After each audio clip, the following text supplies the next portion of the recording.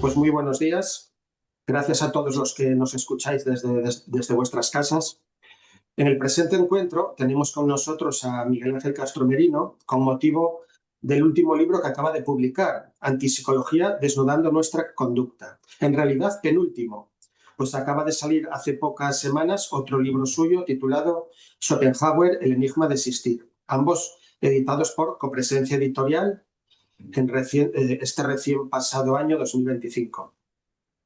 Miguel Ángel Castro Merino es licenciado en Psicología y en Filosofía, es especialista en modificación de la conducta, profesor en el IES Padre Isla, en León, ha trabajado como psicólogo en programas de servicios sociales, ha escrito junto a numerosos artículos en diarios y revistas libros como ¿Quién es filósofo? Todos somos filósofos, Dios y la democracia, La carne espíritu, que la tengo aquí precisamente, va siempre casi conmigo a todas partes. Terapia filosófica y ejercicios espirituales, este de la carne espíritu, No me pidas nacer o El maldito regalo de nacer. Entre sus publicaciones más recientes se encuentran las dos que hemos mencionado más arriba. La que nos convoca hoy es Antipsicología, desnudando nuestra conducta. Por supuesto, muchas gracias, Miguel Ángel, por la paciencia, por la disponibilidad y por haber accedido hoy a esta entrevista. Y es casi obligado que la primera pregunta sea si hay algún hilo conductor entre todas estas obras que hemos mencionado y otras que he dejado de mencionar. ¿Hay alguna preocupación, filia, fobia que esté detrás de estos títulos tan aparentemente heterogéneos o en realidad no son tan aparentemente heterogéneos? Bueno, lo primero, Rafa, pues agradecerte que me entrevistes y luego también destacar tu compromiso en las redes activo, aunque a veces no tiene la potencia de momento que merece, porque creo que el esfuerzo que estás haciendo, tanto lector como de investigación, es de los más destacados tal vez de cierta parte de nuestra, digamos, escuela, ¿no? Muchas gracias. Y me parece que es obligado, ¿no? Así que, bueno, primero eso. Y luego, pues eso, pues vamos a contestar de la manera. Yo entiendo que esto es una entrevista entre amigos, como te había sugerido y Por habíamos supuesto, comentado. por supuesto que Y, sí. y no es el momento, pues eso, de un debate ni una dialéctica, que bueno, toda entrevista pues es una dialéctica, pero vamos, entiéndaseme, ¿no? Y yendo al grano, la única forma de contestarte es que yo he estado afectado por esas dos temáticas, de una forma, como diríamos, directa. Schopenhauer tuve la suerte de que estaba en la facultad y había un grupo de chavales jóvenes que me sorprendió porque yo de aquella Schopenhauer me interesaba muy poco. A mí me interesaba pues la fiesta en Salamanca, un poco todo lo que un joven de 21, 22, etcétera, años quiere, ¿no? Y solo fue poco a poco, pues leyendo desde a Pío Baroja y a tanta gente influida por Schopenhauer, ¿no? Incluso pues a un Tapies, ¿no? El pintor, bueno, el artista catalán de Barcelona y tantos otros, ¿no? Y entonces, y luego también, bueno, por supuesto, la importancia que tiene en la literatura alemana Schopenhauer, porque yo creo que es un maestro de las letras y además su gran deuda con los españoles, que la reconoce fehacientemente, como Baltasar Gracián, como Calderón de la Barca, como el Quijote. Entonces, bueno, es que estoy en esa tradición, ¿no? Y si has estudiado filosofía y te pilla pues un grupo de gente que te invita, ¿no? De alguna manera, pues a leerlo, pues poco a poco te vas enganchando y esta es una figura para mí muy, muy relevante, tal vez porque remueve o afecta partes de mi propia historia de aprendizaje que diría un conductista. Y luego el conductismo, pues también, claro, uno es licenciado en psicología y cuando estaba en los años ochenta y tantos, esa década, ¿no? Por ahí, 90, en Salamanca, pues además de estar bastante instruido en el psicoanálisis, pues llegó allí una gente que venía de Oviedo con con una carga, digamos, materialista, filosófica, incluso muy influidos por Bueno. Y bueno, se puso muy, muy en nuestro grupo a ese tema como pues muy, muy cercano, ¿no? Muy, muy próximo. Y sí, leímos a Skinner en la medida de nuestras posibilidades, cada vez más, ¿no? Y de aquella me quedó como la filosofía de la ciencia de la conducta como muy, bueno, muy clara, pero solo ha sido a través del tiempo cuando he empezado a conectar lo que uno vive Sí. con lo que dice Skinner, ¿no? Entonces, me ha afectado mucho. Y luego, bueno, pues esto respondiendo sí, ya más extensamente de lo que podía ser, ¿no? Pero sí, eso es la respuesta. De acuerdo, Miguel Ángel. Bueno, y ya adentrándonos propiamente en el libro que nos convoca, Antipsicología, desnudando nuestra conducta, tal como la he interpretado, es una defensa del conductismo de Skinner, al que denominas conductología, y que defines como el estudio de la conducta, así como de los principios y mecanismos mediante los cuales dicha conducta se modifica en marcos institucionales, sobre todo institucionales. Sostienes que la conductología no debe atender solo a la conducta de los individuos, sino también a la conducta de colectivos y aún extenderse al conjunto sociopolítico en el que esas conductas se producen y se refuerzan. En este sentido, afirmas que la psicología practicada tradicionalmente puede calificarse de burguesa, en la medida en que se centra en el individuo y descuida precisamente ese entramado institucional y sociopolítico que condiciona de forma tan importante la conducta. Entonces, a partir de esto se me ocurren algunas preguntas. ¿No se ocupan de la conducta también todas las ciencias humanas, tanto humanas como etológicas? ¿Y qué diferencia entonces al conductismo de la sociología o de la historia o de la etología? Bien, todas las ciencias se ocupan de la conducta, todas, hasta la física, ¿no? Porque se ocupa de la conducta a lo mejor o la química, de los átomos, de los electrones, del estado sólido, de las mezclas, ¿no? De las combinaciones entre unos elementos. ¿Cómo se comporta, ¿no? La conducta. La conducta es una de las, digamos, de los términos más difíciles de estudiar. Y de hecho, Skinner, si lo leemos, y todos los que nos dedicamos a esto, veremos que tenemos muchas dificultades a la hora de estudiar la conducta. Entonces, bueno, yo creo que hay una gran diferencia entre un historiador, un conductólogo, un etólogo y un sociólogo en este caso, porque son las preguntas, ¿no?, que me formulas. Sí, Primero, hay muchas sociologías, ¿no? Bueno, hay sociologías marxistas, hay sociologías de estirpe pues más conservadora y esa es una de las respuestas. Es decir, que no sabe, la sociología se dice de muchas maneras, ¿no? La historia también, pues claro, tenemos a A.P. Thompson en la historia, con lecturas marxistas, tenemos a multitud de autores, ¿no? Entonces, yo creo que la etología, ya que también es otra pregunta que estuvo muy en boga en los años 90 y parecía que iba a despegar. Yo me acuerdo de estar ahí vamos, en Salamanca, Valladolid, y tenía una fuerza tremenda con Tim Bergen, Eyesel, Lorenz, toda esta serie de personajes, desde que Konrad Lorenz recibió el premio Nobel, pues claro que se estudian la conducta. Pero yo creo que la única disciplina que estudia la conducta humana y que la coge en su raíz, como es el conductismo radical, es la conductología, que yo diferencio porque ahora es una de las formas que hay que hacer. Yo creo que hay que diferenciar el conductismo de la conductología, sin meternos en muchos pormenores, ¿no? Yo creo que tampoco hay que asustar. La conductología es el estudio, bueno, pues de cómo funcionan los principios de aprendizaje, cómo funcionan pues las cajas de Skinner o lo que llamamos las instituciones, etcétera. Entonces sí, hay una gran diferencia, ¿no? La historia tiene un curso diferente, por decirlo así, y luego la conductología otro.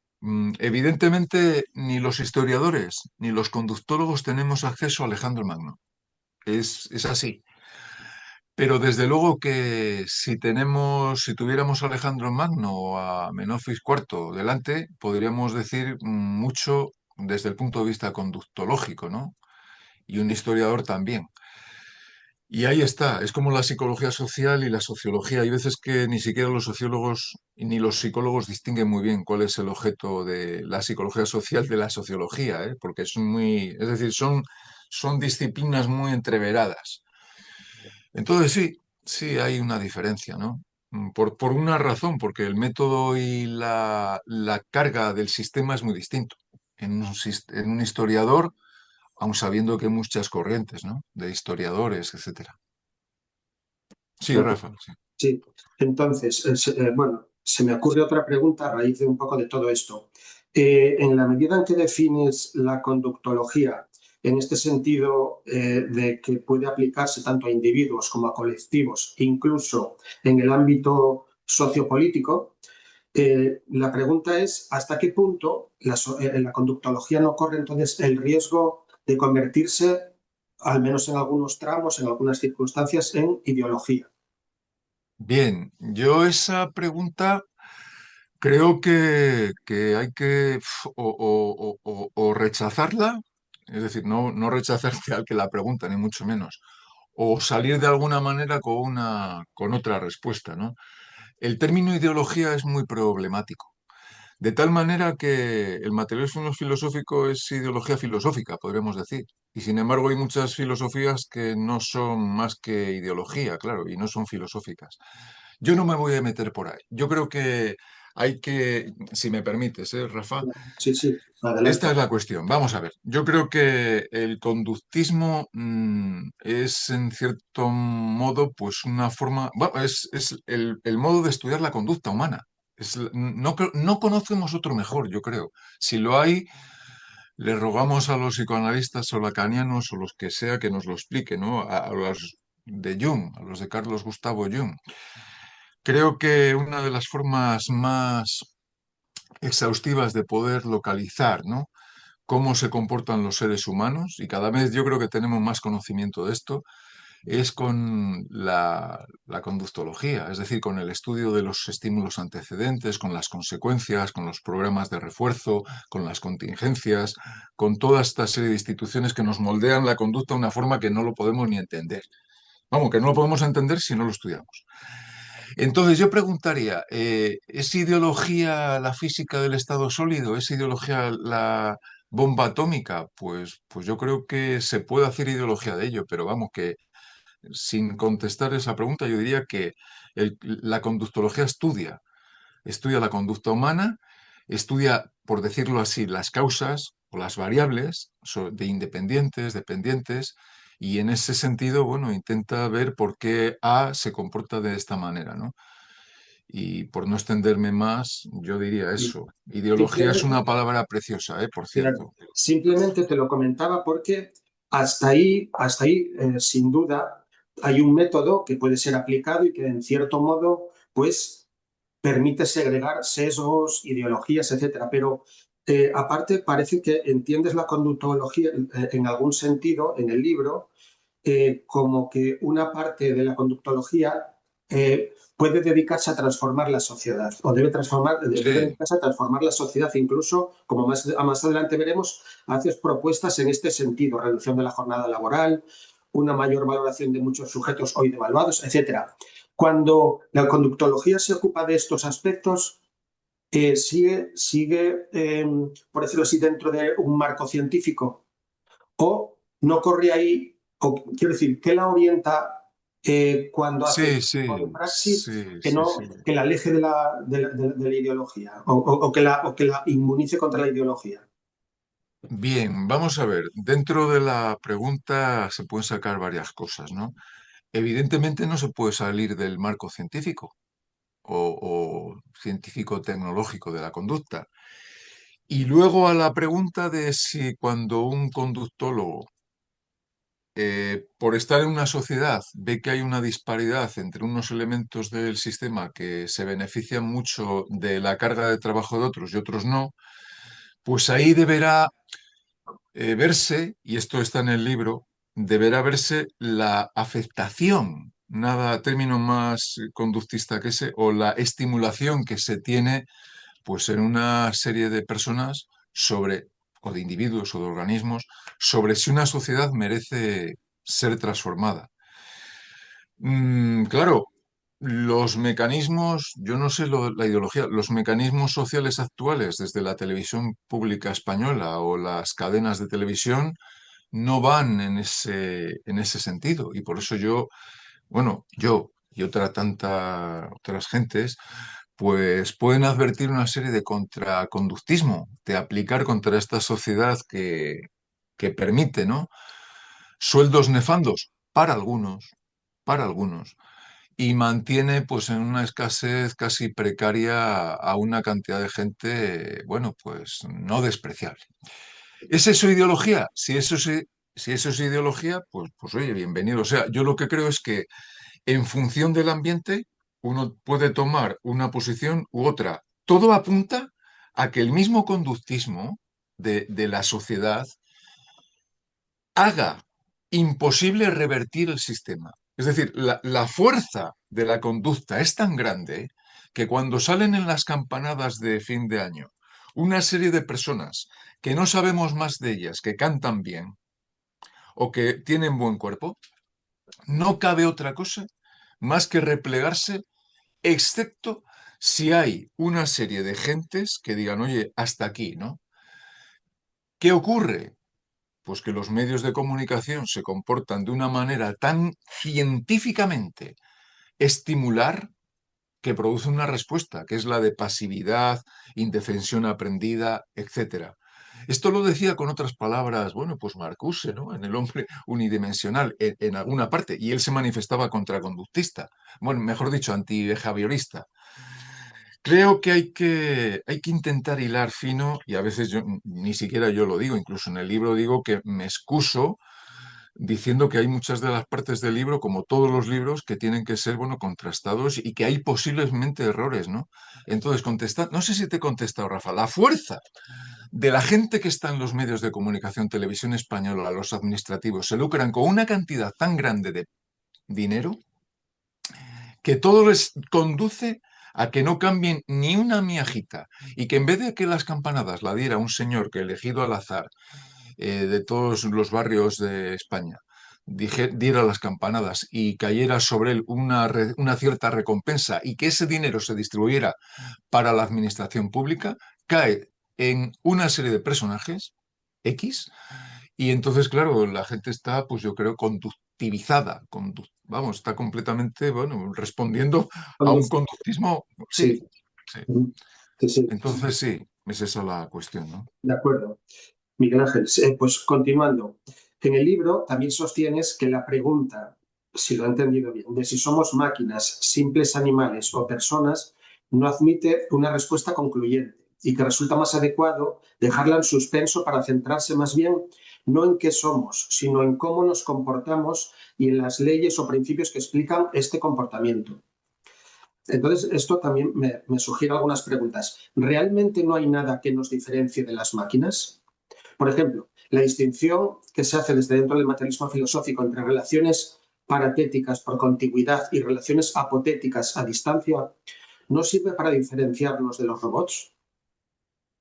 Esa es la Pregunta. primera pregunta, ¿no? Bien. Esa sería la primera pregunta. Sí, hubo un tiempo, Rafa, en el que a mí me parecía que nosotros éramos organismos y no máquinas.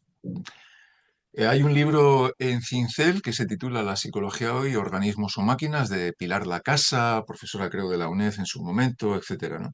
Y Sí, entonces yo estaba en esa óptica, incluso como conductista, porque claro, Skinner mismo se cuida mucho en decir que somos organismos. Y yo era muy partidario de cómo vamos a ser máquinas, etcétera. Yo creo que esa cuestión, bueno, es una cuestión filosófica. Yo creo que es importante si somos máquinas, si no somos máquinas, pero la cuestión principal a la que yo atiendo es cómo es que hay aquí una gente que vive muy bien, y eso se puede expresar pues en muchos ítems, ¿no?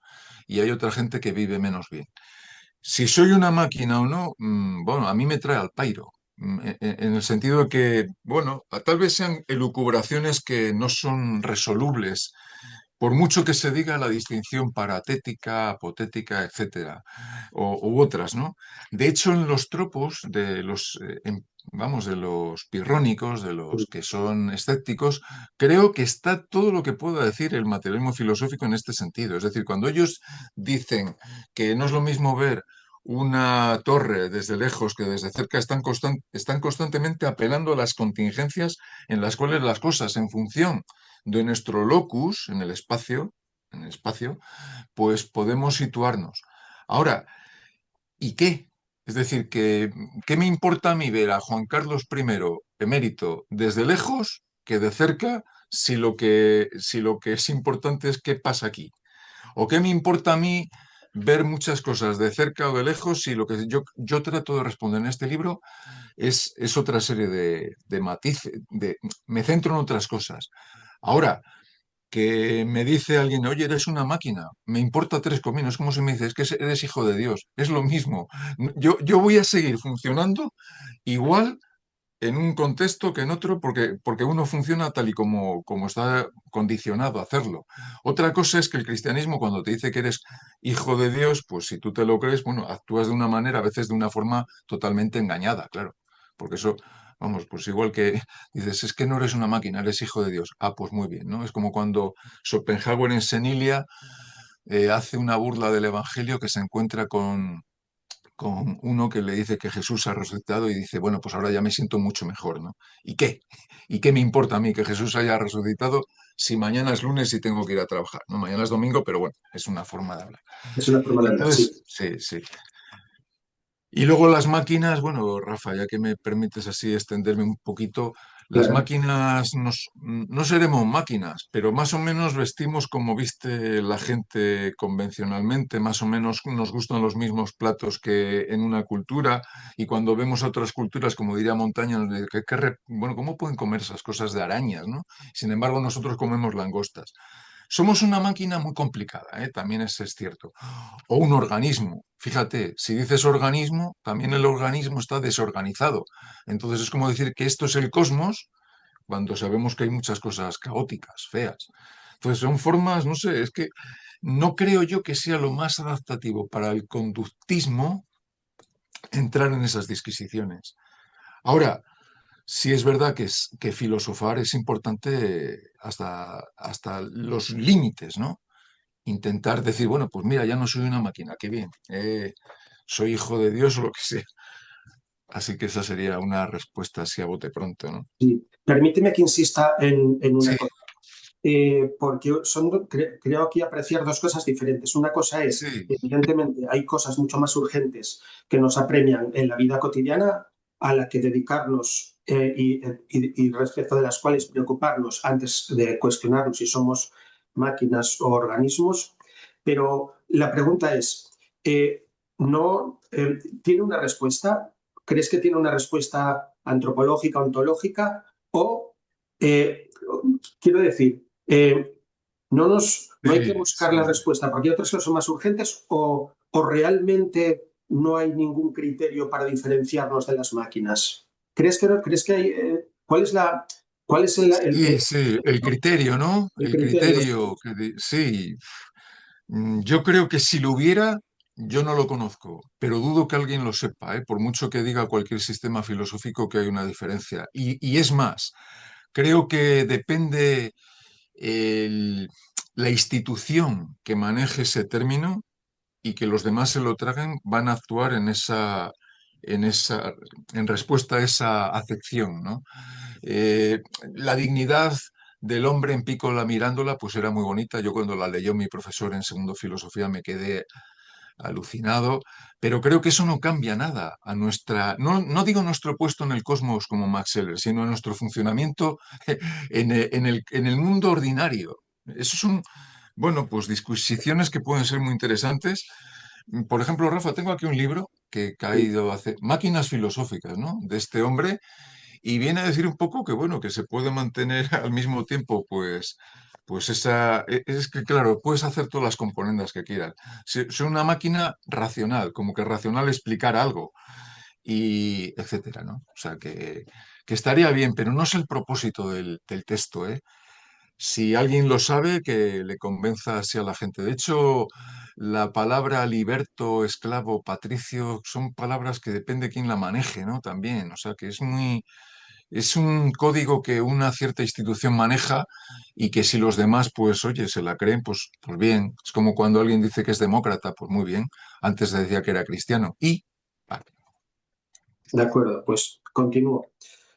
En el libro se habla, bueno, con profusión a lo largo de todo el libro de la conducta.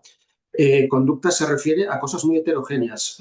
Se refiere no solo a la conducta individual, sino también a la conducta colectiva. Defines a los pensamientos como conducta, conducta encubierta. Los movimientos, pero también llegas a decir que los movimientos sistólicos y diastólicos del corazón son conducta. Incluso afirmas que nuestra conducta se puede estudiar como se estudian los cromosomas y la radioactividad. Todo esto está un poco relacionado con lo que venimos hablando Sí, ahora.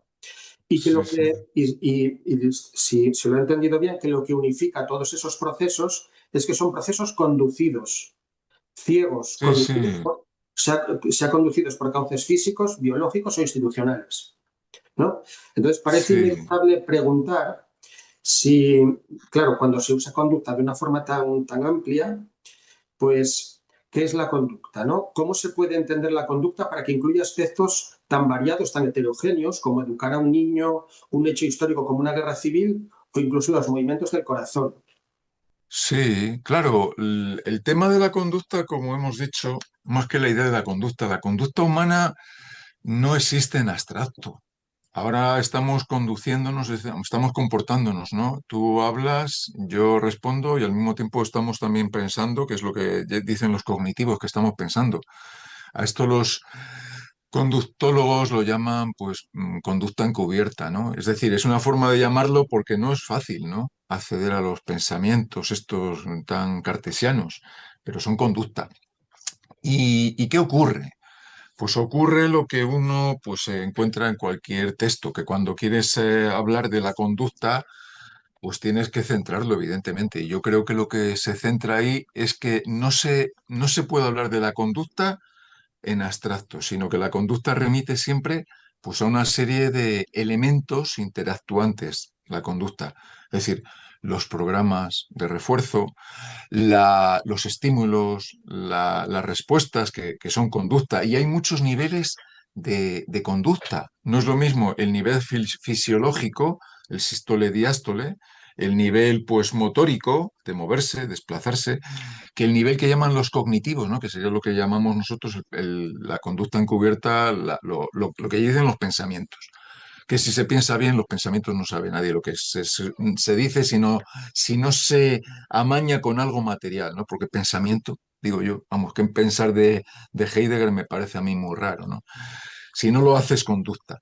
Entonces, ¿qué quiero decir con esto? Primero, que no es fácil, pero desde luego que, vamos a ver, mm, yo creo que en el libro está, y creo que está no claro, porque claro, el libro si no se lee no está ni claro ni oscuro, pero para el que no lo vaya a leer y para el que lo lea y que yo pueda explicarlo mejor, que yo creo que ahí está, ¿no? Si alguien tiene que estar en un trabajo de 6 a 8, su conducta ahí es estar trabajando de 6 a 8. Si alguien tiene que madrugar a las 6, pues es una conducta. La conducta no existe así, conducta, porque la conducta ya hemos dicho que hay conducta de los protones, de los mesones.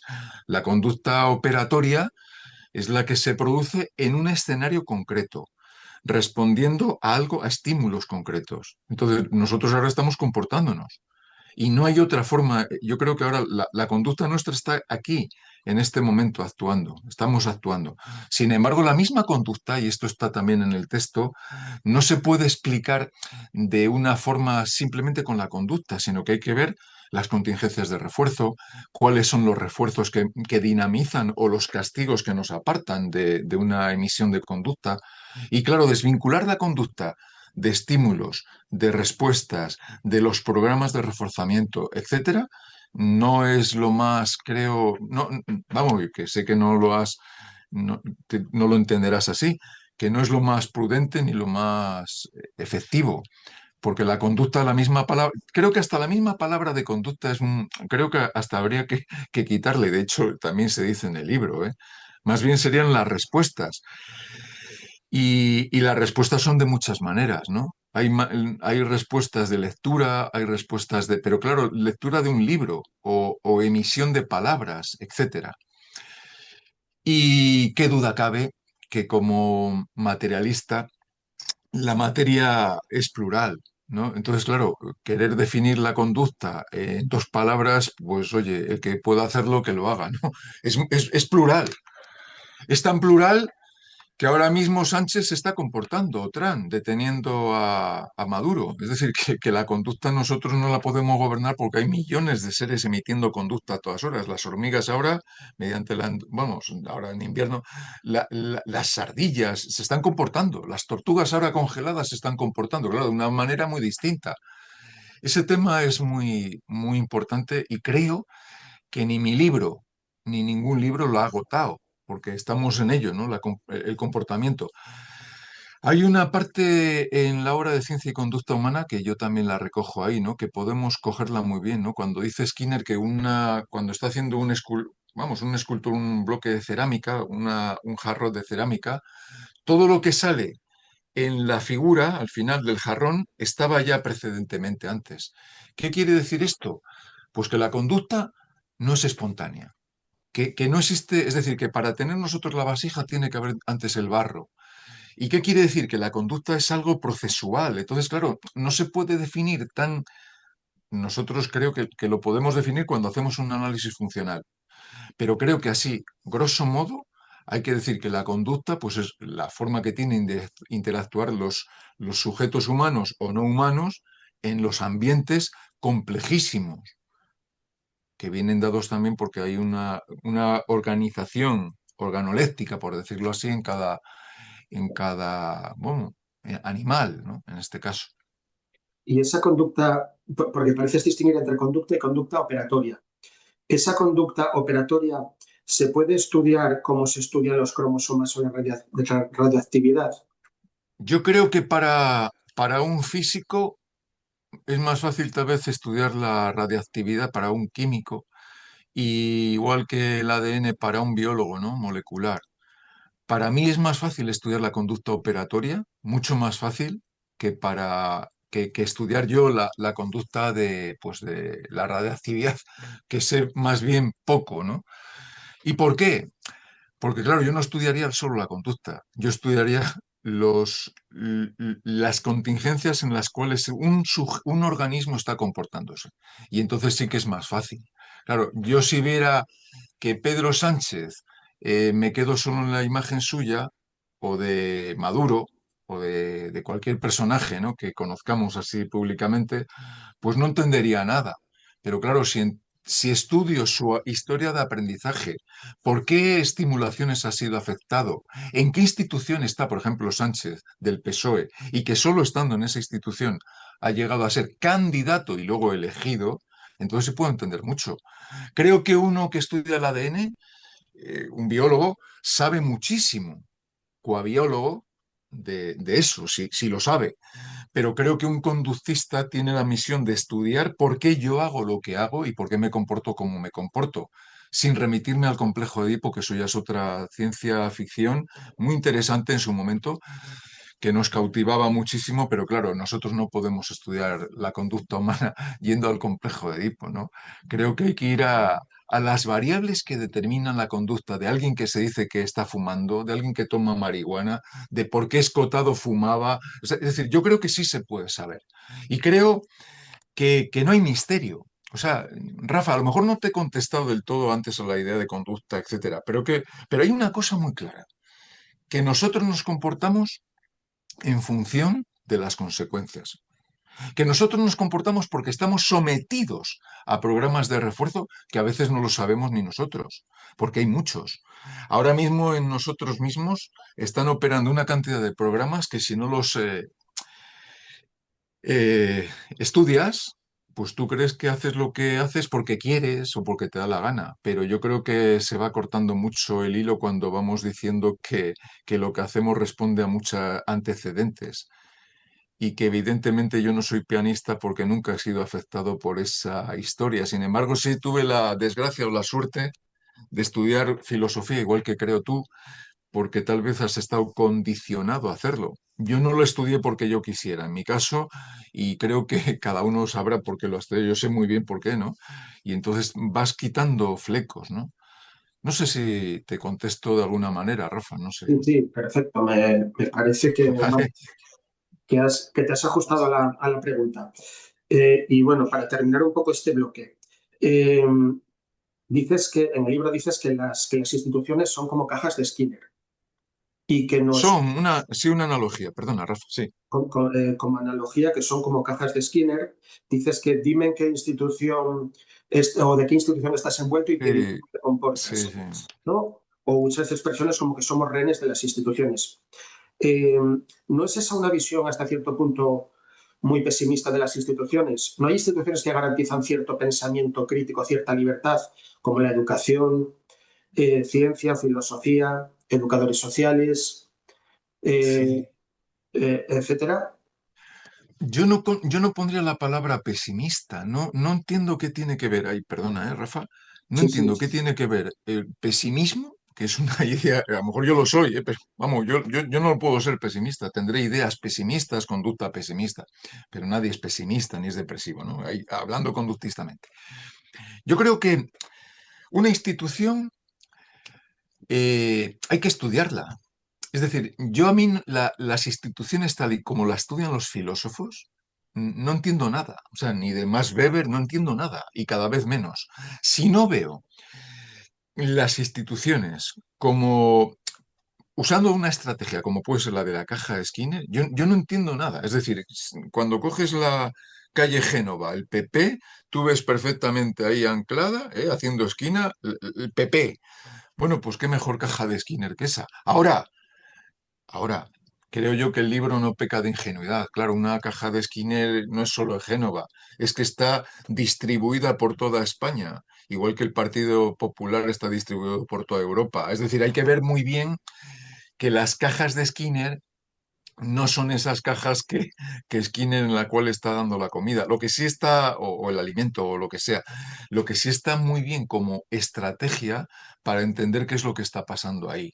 Entonces, pues yo creo que la fertilidad de la caja de Skinner está por explorar. Y es más, no entendería nada de lo que está pasando ahora si no es desde el modelo de las cajas de Skinner, que no son cajas cerradas, ojo, tienen puertas. Igual que Platón habla en el mito de la caverna, ¿no? De subir arriba. ¿Y qué ves arriba? Nada, ves el mundo real, pero ¿qué es ese mundo real? Yo creo que es mucho más útil el modelo de las cajas de Skinner. Ahora estamos viendo la caja tonta en la televisión, la llaman. La caja no es una caja cerrada de cartón o un cofre, ¿no? Y por eso creo que hay que hacer una didáctica de lo que significa una institución como la escolar, colegios. Hay millones de escolares en España, en México ahora mismo, que están yendo a las instituciones, es decir, a las cajas de Skinner, porque están condicionados a hacerlo. Y eso es tan evidente como puede ser pues, en un experimento de matemática, de física, cuando las partículas, si pones un electroimán, etcétera. Es decir, el lunes o el día que sea, cuando toque las 8:30, la mayor parte de los alumnos y de profesores, si no se ponen de baja, irán al instituto o a los colegios o a los hospitales, etcétera, ¿no? ¿Qué quiere decir eso? Bueno, pues que es una forma de entenderlo, porque ¿por qué van? ¿Por qué van a a los colegios? Pues porque si no, a lo mejor les ponen parte, o si no les ponen falta. Es decir, si alguien no ve el condicionamiento, ¿van motu propio? Yo creo que no. Yo creo que no hacemos nada motu propio. Primero porque el motu propio ese es totalmente, bueno, como un autos, ¿no?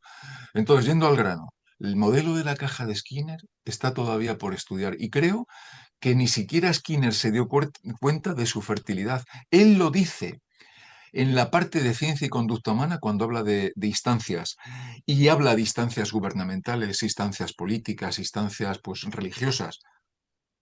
¿Qué mejor caja de Skinner que ver el Vaticano, que el otro día en Nochebuena sale desde ese Vaticano emitiendo a todas las cajas el mensaje, el que lo viera, ¿no?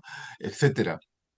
Pero eso sí, hay que estudiar lo que es la caja de Skinner, porque la caja de Skinner, vuelvo a decir, que no es el de la ratita, Cuando Skinner está condicionando a la ratita, el chiste se dice, ya le tengo condicionado a Skinner, al experimentador. Pues claro, todos los condicionamientos son, bueno, pues eso, son bilaterales, plurilaterales. No, no, no, si alguien quiere entender cómo funciona un partido político, en este libro está, pero solo tiene que usar el modelo de la caja de Skinner. La gente va, creo, porque obtiene refuerzo o porque obtiene menos castigo que si estuviera picando piedra. Yo no creo que una persona que está en un partido político lo haga solo por sus grandes valores. Yo eso no entiendo nada, ni por la dignidad ni por liberar a otros. Dicho a grandes rasgos, habrá alguno que a lo mejor sí.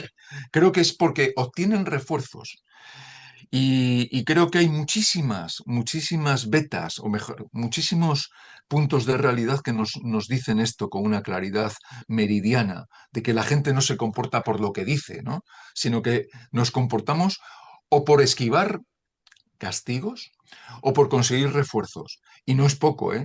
Yo creo que un libro interesantísimo sería Refuerzo y Castigo. Más que Crimen y Castigo de Dostoyevsky, creo que Refuerzo y Castigo la gente no entendemos muy bien la potencia que tiene el castigo. Si estoy en un partido político, por ejemplo en España, y no tengo que hacer una carrera o me meten aquí cobrando una pasta gansa, yo canto El cara al sol o canta, vamos, la canción de los marxistas, arriba los proletarios del mundo, lo que sea. Y para eso solo hay que ver lo que vemos, ¿no? Entonces, si alguien nos quiere convencer de sus valores, de sus grandes virtudes, pues bueno, yo no la aplicaría ni siquiera a Sócrates, que también se le puede estudiar desde el punto de vista conductista, evidentemente. Porque Sócrates va a la... Bueno, nada, no me voy a meter por ahí. Es interesantísimo, pero no. Otro día hablamos de eso. De acuerdo. Pues, sí, Pues continúo, aunque ya lo has tocado un poco este tema. En el libro dices que es la fuerza de nuestra habituación y nunca nuestros principios o valores, justamente de lo sí, que hablabas ahora, sí. los que causan el flujo de nuestras conductas. Y que se trata de una postura pueril tratar a unas personas de buenas y a otras de malas, ya que son las condiciones las que nos hacen ser buenos o malos. Por ello debemos modificar estas condiciones para mejorar el comportamiento y dejar de prestar atención discriminada a los sujetos porque estos solo responden a la situación como pueden hacerlo, sin posibilidad de hacerlo de otra forma. Entonces esto me sugiere algunas preguntas. Si se niegan los valores y la dignidad de las personas, ¿qué hace que unas acciones sean mejores que otras? Sí. Hombre, las acciones de Gandhi hechas para la liberación, cierta liberación de los indios, pues son buenas para los indios, pero no son buenas para los británicos, ¿no? Para el imperio británico. Creo que no existen las acciones buenas o malas en general, ¿no? Como se podría decir, ¿no? Ahora, dignidad, libertad, responsabilidad son palabras que tal vez, bueno, son muy usadas en el lenguaje, digamos, filosófico, pero que cuando estudiamos la conducta humana, pues que quedan un poco diciendo, ¿y dónde metemos esto, no? Y yo creo que viene por la sustantivación de las conductas. Es decir, cuando alguien dice es que se porta de, vamos, que es muy actuado, ha hecho los deberes, es que es responsable. Bueno, simplemente es que ha hecho los deberes. Y los ha hecho a veces muchas veces por miedo al castigo, lo que sea, ¿no? Pero contestándote, creo que son palabras que no podemos aplicarlas. Nadie aplica a la física cuántica la responsabilidad, la libertad, etcétera, que yo sepa, ¿no? Otra cosa es en matemáticas los grados de libertad, ¿no? Los logaritmos.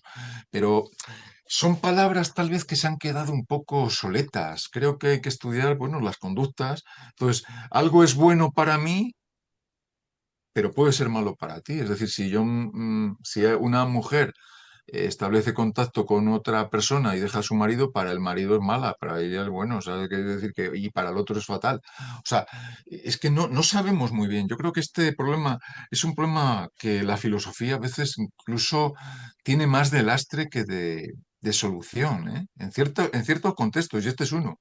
¿Qué es eso de bueno, malo? Claro, es que ¿quién es el, el Es muy Dios que daría la aureolar, ¿no? La justicia o la bondad aureolar, no lo sabemos. Nos comportamos en función de lo que, de nuestras consecuencias. Incluso cuántos tontitos, ¿no? Que decían que se sacrificaban por el amor cristiano no han sido víctimas de su propia condicionamiento, no del propio condicionamiento, sino del condicionamiento que sobre ellos se ejerció. Ofrece tu mejilla al otro, ¿no? Esas son unas formas, bueno, muy interesantes de estudiar también nuestra cultura, ¿no? Y ahí Nietzsche pues hizo bastante al estudiar, bueno, la genealogía de la moral, pero bueno, eso desde otro punto de vista. Entonces son palabras, creo que quedan grandes para el análisis de la conducta. No, no sabemos nada de eso. No sabemos. ¿Quién es bueno? ¿Hay alguien que sea bueno en España? Depende. No, no sabemos de nadie. Es más, cogemos ejemplos de Gustavo Bueno o de cualquier otro y dices, madre mía, para nosotros es el mejor. Sin embargo, otros vamos, lo odian, le dicen que es una cosa, vamos, no voy a poner los rótulos que le dicen. Entonces, ¿qué es bueno? ¿Qué es malo? Ahora, filosóficamente me parece muy interesante esa polémica, porque creo que es lo que nos tiene que mantener, ¿no? De acuerdo. Negar la libertad y la responsabilidad no es una forma de legitimar, justificar, blanquear las conductas más mezquinas y aún el orden existente. Y no se contradice esto con la idea o con la crítica que se hace desde la conductología al resto de psicologías como psicologías burguesas, conservadoras, etcétera. Sí, vamos a ver. La pregunta esa excede con mucho una respuesta rápida y hay que ir por partes. Pero bueno, así contestando de una forma que yo creo que pueda, bueno, pues salir al paso, ¿no? Claro, es que es que me remito a lo anterior, ¿no? Es decir, cuando vemos posiblemente, ¿no? Estudiando nuestra sociedad, vemos qué es eso de blanquear, todas esas preguntas que has dicho, si no las contextualizamos, yo no lo podría entender, vamos a decirlo así. Es decir, blanquear en qué, o sea, y cómo, etcétera. Por tanto, yo creo que lo que hace el conductismo es estudiar que la ética no es más que un mecanismo de control de unos sobre otros, ¿no? Y que si tuviéramos a nuestra disposición el anillo de Giges, mira, ahí sí que es de Giges, sería muy interesante ver quién no blanquearía, ¿no? Quién cuando se produce lo de Valencia, que aparecen allí una serie que se llama Reyes y tal, si no están blanqueando, ¿no? Haciendo ahí como un espectáculo muy interesante que queda muy bien ante las cámaras de televisión para blanquear su imagen, etcétera, ¿no? Lo reduzco ahí, ¿no? Si quieres, vamos, si quieres preguntarme para que quede más claro, o tal vez no lo he sabido yo explicar. Quiero decir que hay eso de blanquear todo eso, la libertad, ¿dónde queda? Es que la libertad, como son ideas muy raras, pues yo no entiendo nada, ¿no? Y ese es el tema. Es que cuando alguien nos habla de la libertad, ¿qué querrá decir, ¿no? Este buen señor. Creo que sí es verdad que podemos tener una cierta idea de libertad, sobre todo cuando nos están apretando, pues bueno, con unos grilletes, ¿no? Entonces yo no tengo idea de libertad, yo lo que quiero es escapar. De acuerdo. Sobre esto también, bueno, está muy conectado con lo que viene ahora, precisamente este tema de la libertad. Porque en otras partes del libro sí parece reconocer que existen formas de tomar conciencia de nuestra condición de sujetos que son conducidos ciegamente por las instituciones. Y Sí. citas, entre esos medios, mecanismos de tomar conciencia, hablas, por ejemplo, cuando vemos las cosas en retrospectiva o cuando la explotación que hacen de nosotros nos lleva al eh, límite o a través de pensadores críticos, sean conductólogos, educadores sociales, filósofos, etcétera. ¿No? Entonces, aquí la pregunta sería, si es posible tomar conciencia crítica de nuestra situación de rehenes de las instituciones o de la situación de rehenes de otros, ¿hasta qué punto estamos tan férreamente condicionados como parece afirmarse en el libro? Antes de que se me olvide, Sí, Rafa, muy buena la pregunta. Además me lo acabas de decir ahora, no sé qué se me olvide. ¿Hasta qué punto, Rafa, estamos condicionados? Yo creo que no se puede decir que todos estamos condicionados de la misma manera. En el siglo XVIII aparece una serie de gente como Holbach, Helvetius, otros, ¿no? Los ilustrados franceses, también los españoles, y empiezan a advertir. que hay formas de vida que son, bueno, bastante fastidiadas, ¿no? Precarias. Y entonces empiezan a decir, porque ellos han espabilado, porque su condicionamiento no es el mismo que el de la población, el de los que no están ilustrados, que estar ilustrado pues es una sustantivación, porque estarían en otras cosas pues muy a oscuras. Y entonces esa gente trata de condicionar a través de sus publicaciones, a través de la enciclopedia, a través de lo que sea, a otros. ¿Por qué? Pues muchas veces por ver qué pasa, ¿no? Hay veces que hacemos las cosas porque, bueno, dices, si escribo esto y la gente pues lo entiende y ve que está explotada, pues a lo mejor actúan. Otra cosa es en qué acabó eso, que es bueno, la Revolución Francesa que se las trae, ¿no? Entonces, ¿qué ocurre? Pues que todos estamos condicionados, pero no lo mismo el condicionamiento de un padre que el de un hijo, ¿no? Un padre o una madre están condicionados, a no ser que sean muy tontitos o que estén muy tontitos, por una serie de cosas que menos que el hijo, evidentemente. Entendemos que un educador, entendemos, aquí vamos a ver, entendemos que un educador tiene una capacidad, es decir, que está en función de su edad, de las lecturas, depende cuáles, claro. Si ha leído pues a los ilustrados franceses, a lo mejor está mucho más combativo que si ha leído pues El Principito, ¿no? Entonces, claro, depende cuáles hayan sido tus afecciones. Pero posiblemente haya gente que esté menos condicionada. Siempre estamos condicionados. Uno está condicionado por el Evangelio y se cree que es vicario de Cristo, y otro está condicionado por el manifiesto comunista. Entonces, ¿qué ocurre? Pues que claro que eso, todos estamos condicionados, pero de muchas maneras. Y ahí está la carga de la educación. Ahora, ¿qué hace posiblemente que pueda hacer la educación? Pues a lo mejor condicionar más en el peor de los sentidos posibles. El no, el que en vez de descondicionar o contracondicionar, está condicionando, no sé si es bueno o malo, al mayor consumismo, al ver vídeos en TikTok, al pensamiento, digamos, de lo más accesible, a no condicionar a la gente a que lea con más rigor, con más exhaustividad, a no buscar formas en su ciudad de que los ciudadanos estén más libres, claro, no para que vean la tele, solo, a no ser que fueran programas, pues yo entiendo, más interesantes, no lo sé, etcétera, ¿no? ¿Y por qué lo hace eso? Bueno, pues porque Skinner alertó de que una sociedad cuando crece de forma demográficamente pues ya imposible de parar, pasa lo que pasa, pues por lo que vemos, ¿no? Que lo que pasa en las ciudades es posiblemente pues una debacle o un fallo en nuestras formas de planificar las culturas, diría él, o las cajas de Skinner. ¿Cómo se puede tener a gente? Claro, lo vemos ahí en Japón, claro, pero es que hay que analizar. Yo creo que una cosa interesantísima es ver lo que está pasando. Y si no lo ves desde un punto de vista, digamos, que te distancias, pues te parece todo normal.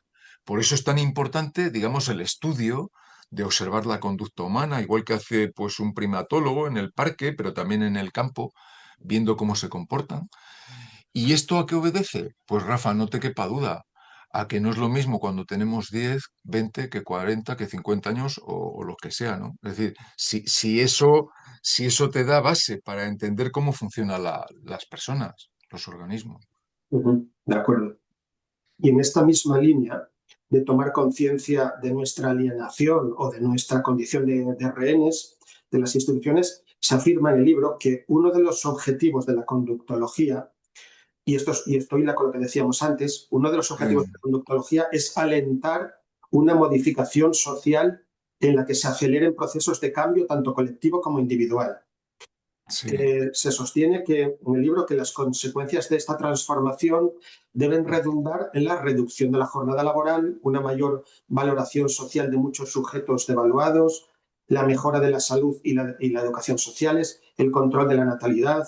Estoy Sí. la también con tus libros anteriores, el fomento de un Mm. consumo racional y la promoción de otros modos de ocio, artes, escritura, aficiones productivas frente al mero consumo. Dices que en todos los casos sigue existiendo el control y los condicionamientos. Sin embargo, que es posible un modelo de vida o de sociedad mejor para los individuos, unos modelos que otros. Entonces, aquí la pregunta un poco obligada es, ¿quién decide ese modelo de sociedad que es mejor para todos si la mayor parte de la población está tan férreamente condicionada? ¿Lo deciden conductólogos, filósofos, los propios ciudadanos? Sí, la pregunta es muy pertinente. ¿Quién lo está decidiendo ahora? Claro, esa es la cosa. O sea, cuando nos comportamos como nos comportamos, ¿qué pasa? Que ahora no hay control de la ciudadanía a través de todo lo que está pasando. Ya lo hay. El control, como decía un tal señor Gustavo Bueno, si unos no tienen las armas, las cogen otros, ¿no? Si no tienes tú Pues aquí pasa un poco lo mismo. Es decir, que es verdad que la dialéctica está servida. Esa palabra tan heraclítea o hegeliana yo no la quisiera meter aquí, pero vamos a hablar de conflictos. Los conflictos son evidentes, ¿no? Sobre todo en sociedades en las cuales hay grandes carestías y ahí los sindicatos intervienen para cambiar, ¿no? Para regular mejor, no en el modo actual, en el cual, bueno, parece ser que asistimos a una cierta eh, satisfacción de ciertas necesidades en las cuales la gente tiene pues, sus canales de series, etcétera. Entonces, digamos que está satisfecha. Bien, ¿quién lo decide eso? Ya lo están decidiendo. Lo están diciendo no un señor por ahí, no una mano invisible, sino lo están diciendo las múltiples operaciones que hay, pues de todos los mecanismos que hay, ¿no? En el sistema, medios de comunicación. ¿Quién decide que Pablo Moto salga en Antena 3? Pues lo deciden los que ven que las consecuencias de que cuando sale este señor, pues vende y tiene muchos más ingresos que otros.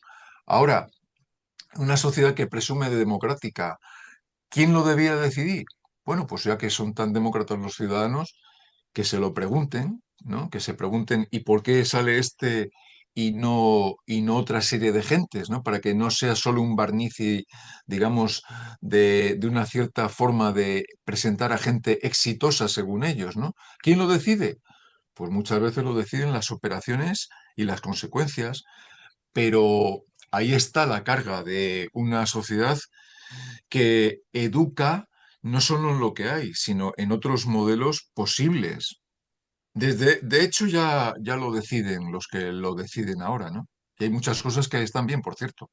Hay muchas cosas como son la seguridad social, la sanidad, que creo que es, bueno, pues de reconocimiento, ¿no? No todo está mal. Ahora, ¿es perceptible? Claro que es perceptible. Cuando una persona tiene una lista de espera que se muere antes de que le intervengan, está bien la caja esa de Skinner, pero tiene que funcionar. Y entonces, si hay un mal reparto de la economía, no es que lo decida, es que nadie se sacrifica por la sociedad si a él no le beneficia o a su grupo. Y entonces yo entiendo que una persona que estime o que se estime, pues evidentemente tiene que luchar, tiene que combatir contra el sistema mejorable, ¿no? Sí, esta idea de que hay sociedades mejores que otras, condiciones de vida mejores que otras, ¿no está presuponiendo en el fondo que hablas desde algún tipo de modelo ético o desde Hom- algún tipo de valores? Sí, totalmente. Si me Sí, permite, Rafa, el modelo sí, ético de que en una sociedad el control pues está, pero es menor, ¿no? El control el control es inevitable, pero evidentemente es mejor una sociedad en la cual la esclavitud, pues no sea posible, y es mejor una sociedad en la cual los ciudadanos tienen más tiempo para desarrollar. Ahora, depende quién lo diga, claro, eso desde mi punto de vista, porque yo estoy afectado por lo que yo estoy afectado. Otro dirá, ay, qué tonto, ¿no? Y evidentemente tendrás la razón, ¿no? Claro, es que nadie hay en este universo, no hay un diseño inteligente que diga, este es el mejor, dependerá, ¿no? Hmm. de acuerdo. Y ya para ir terminando, ¿cuánto hay de Schopenhauer y cuánto hay del materialismo filosófico en tu obra? Pero en esta obra, Me en refiero, general, sí, a antipsicología. Y si quieres, también en no, general, no, no, vamos, yo creo que en donde, esta obra, donde tú lo quieras centrar. hombre, en el materialismo filosófico está sumido. En la capa que hablo ahí de basal, lo que pasa es que lo dejo ahí diciendo, oye, yo ahí no me meto porque, claro, si te estás estudiando una cosa, no puedo. O sea, lo que no se puede en un libro, en una obra, es estudiarlo todo. O sea, no se puede. Lo que sí veo que el tema de la capa, bueno, conjuntiva, la basal, etcétera, son ideas regulativas o ideas que están ahí muy importantes, ¿no? De que si no hay, vamos, que para que haya una caja de Skinner tiene que haber un espacio, y y que tiene que haber producción, y tiene que haber agricultura y ganadería, etcétera, y pesca. Entonces eso es básico. Y si no, ¿cómo se mantiene los organismos, ¿no? Operando? Y de Schopenhauer yo creo, Rafael, en esto muy poco, o sea, muy poco. Yo creo que, vamos, a no ser que alguien haga un psicoanálisis por ahí, evidentemente le cito porque me parece que cualquier observador de lo que ocurre, él era muy buen etólogo, ¿no? Bueno, lector de etología de su época, cualquier observador que vea la realidad tiene que coincidir. Hay unos nexos en los cuales coincidimos, ¿no? Cuando ves una cosa, dices, mira, esto pasa, lo ves desde aquí, lo ves desde allí, o sea, así que hasta eso se me ocurre decirte, ¿eh? Sí, si me permites, me estoy acordando de un Sí, pasaje de tu libro donde nos comparas a las personas, a los hombres con Dios, ¿no? Y dices que Dios no necesita nada. Dios lo mm, tiene todo sí, por propia esencia, además. sí, bueno, es Eh, una paraidea, ¿eh? sí, sí, como para idea. Bueno, es una idea límite En imposible, cambio, claro. en cambio, los hombres, precisamente porque necesitamos algo, siempre estamos necesitando algo, porque Sí, estamos siempre amenazados por algo, ¿no? O necesitados de algo. sí, sí, Primero alimentación, respiración, sí, sí, etcétera, sí. calor, etcétera. Eh, Quizás por aquí a lo mejor se podría conectar con Spinoza y Schopenhauer, ¿no? Esta necesidad continua, este conatus que forma Sí, parte de sí, sí. nosotros y esta necesidad constante de tener que buscarnos la vida, que luchar por la vida, queramos o no, ¿no? Y de un modo Totalmente, sí. consciente o inconsciente siempre ese conatus y esa necesidad está ahí, ¿no? Quizás por ahí se Mm. puede conectar a lo mejor Schopenhauer con la obra. Sí, sí, sí, en ese sentido sí veo conexión. Hay otra conexión. Ayer estaba repasando a Thomas Hobbes, ¿eh? En el Leviatán, de Corpore y tantas obras que tiene, de Cibe, etcétera. Es increíble cómo es un conducista, lo acabas de decir, ¿no? Dice que actuamos por temor al castigo, por temor a la muerte y por cubrir las necesidades. Lo dice en el capítulo 13, ¿no? Eh, Hobbes es de una brillantez exquisita. Y además creo que es un antecedente, un antecesor, un precedente del conductismo, porque cuando hace un análisis que yo creo que influye muchísimo luego en el positivismo lógico y en lo que será el neopositivismo lógico, creo que hay capítulos inexcusables. Y aquí hay una cosa que me acuerdo, hay una cita en la cual pues vilipendia a Francisco Suárez cuando pone, y lo dice así en la traducción de Carlos Mellizo al español, que es pura bazofia, muchos de los enunciados que usa Francisco Suárez. Y pese a la maña y al sistema de Francisco Suárez, yo creo que tiene razón en muchas cosas. Es decir, hay una serie de trampantojos de esta serie de escolásticos que hay que verlas y hay que analizarlas. Y sin embargo, creo que hay que rescatar mucho la figura que, bueno, pues Lange, ¿no? En la historia del materialismo y tantos otros autores hacen de Thomas Hobbes, que creo que es un señor muy para estudiar, porque coge las cosas muy concretamente y cuando habla del Leviatán no lo dice solo como una figura así retórica, ¿eh? Así que sí, sí. Y luego Spinoza y Schopenhauer creo que tienen unos puntos de... Es lo que decíamos, ¿no? Es imposible que no haya coincidencias entre unos autores, ¿no? Que otras, luego las desconexiones son totales en otras cosas. De acuerdo. Y llegamos ya a la última pregunta. ¿Alguna anécdota? ¿Puedes contarnos alguna anécdota alrededor del libro? Sea Mm. antes de verlo escrito, durante o después de haberlo escrito. ¿Alguna anécdota? Bueno, Bueno, pues Rafa, muchas gracias por esa pregunta. Hay muchas, ¿no? Yo este libro lo llevo trabajando desde hace más de 20 años. Rompí bastante, vamos, rompí, ¿no? Nunca rompo las cosas, yo en eso soy conservador, pero las quito. Y le di a Carlos Madrid para que leyera el borrador hace muchísimo tiempo y bueno, pues luego no me convencía. Yo en este libro iba a meterme contra el psicoanálisis, contra Lacan, contra tal, y luego dije, voy a ir in recto, ¿eh? En vez de ponerme ahí, que sería muy interesante también desde el conductismo, ¿no? Lo que pasa es que ya está hecho. Mismo Skinner en sobre el conductismo lo tiene. Y luego, bueno, pues muchos mensajes así que te llegan de gente que lo ha leído o que lo está leyendo pues animándome a seguir ahí, con lo cual me tiene aquí como una ratita de Skinner, como nos tienen en los medios, cuando tú ves que tu tarea pues llega a 3, a 4, o a 6, o a 100, o cuando haces vídeos en YouTube, que luego la gente pues te ve, sean más o menos, yo creo que eso es lo que nos mantiene, ¿no? Porque nosotros, creo yo, que estamos en esto, que no nos metemos en estos temas por cuestiones económicas, que serían más productivas usadas nuestras capacidades en nuestras cosas, ¿no? Y sin embargo es el interés por las cosas mismas. Eso es curiosísimo, ¿no? Cuando alguien dice que te vas a forrar. Bueno, y luego también, ya que me permite, Rafa, si me lo permite, Claro, ver el desinterés, ¿no? de tus compañeros de profesión, ¿no? Sobre todo incluso de tu instituto, excepto de dos o tres, y que eso todavía te lleva a tener más fuerza de escribir. Y dices, "Ah, pues mira, ya que no". Y creo que hay una cosa muy interesante. Si yo hubiera tenido un premio, pues así como un planeta, un premio así de estos Herculeo, maravilloso, hubiera dejado de escribir. Una de las cosas que me va a mantener mucho la conducta de escribir mientras siga vivo, no sabemos hasta cuándo, es el que no eres muy reforzado y que te mantienen en un programa de razón variable. Eso me hace todavía crecerme más y utilizar todos mis operaciones a mi empresa, cosa que otros que han estado a lo mejor muy reforzados se han quedado en una obra y ya, ¿no? Como diciendo, como la tortuga, ¿no? Dice, como la liebre, ¿no? Ya lo tengo, ¿no? Y eso es muy importante, eso creo que son en cuentos infantiles muy importantes, ¿no? De que a lo mejor mucho refuerzo no nos viene bien, aunque es muy bueno que tus compañeros digan, oye, pues qué bien, ¿no? E incluso que a veces compren el libro, aunque tú no te llevas más que una pequeña parte que es casi ridícula, ¿no? Pero escribimos por otra cosa, hacemos vídeos por otra cosa, ¿no?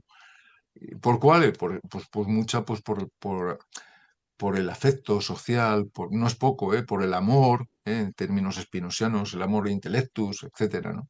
Dei. Así que nada, ¿eh? Eso es lo que mantiene la propia circularidad de la conducta. Y eso es muy valioso, Rafa. Así que te animo a que sigas ahí y vamos, pues yo creo que los conductistas no elogiamos, pero reforzamos la conducta y sigue así porque no es poco, ¿eh? pues, pues eso, muchas gracias por, hasta aquí las preguntas, Miguel Ángel, muchas gracias por tu paciencia y disponibilidad. Y a Enhorabuena ti, Enhorabuena por tu antipsicología desnudando nuestra conducta y tu último título, que quiero volver a recordarlo, Schopenhauer, El enigma de existir, ambos de Copresencia Editorial. Y por muy supuesto, bien. gracias también a todos los que nos habéis escuchado y bueno, hasta un abrazo a ti, Miguel Ángel, y con el agradecimiento también de los que nos escuchen y eso, hasta la próxima. Muchas gracias, Rafa.